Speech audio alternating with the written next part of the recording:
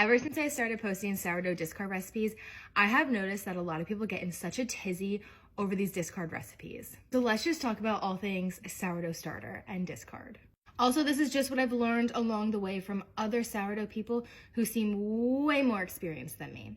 I'm just answering questions, trying to help you. This is just information that I have learned along the way ever since starting my sourdough starter. This is Everly. This is my sourdough starter right now. Everly is not doing anything right now because I just got done feeding her. Everly was right around here. I fed her this morning a half a cup of flour and about a quarter cup and a little bit more of room temperature water. At some point in like 5 to 6 hours, Everly is going to rise to about like here. Everly is going to double, triple in size. And at that point, this sourdough starter will be active. At that point, when it is active, that is when you can start a sourdough dough. You want to take when it's at its peak rise or a little before or a little after, depending on what you prefer. And that is an active sourdough loaf.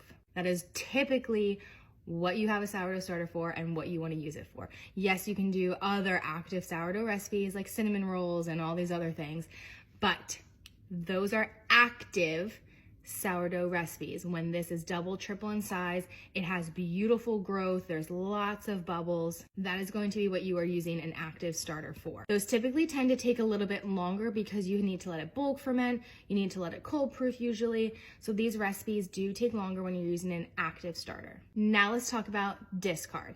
I don't have any discard because, like I said, I've been making discard recipes. You can go check them out if you want, if you're interested in discard. So I can't show you that, but let's talk about what it is. If this were to double and triple in size, but I don't have time to make a loaf today, I don't have time to use that active starter, I'm gonna do nothing with this. I'm just going to let this sit on my counter all day. At like hour 7, 8, 9, this will start to fall back down. It'll no longer be active.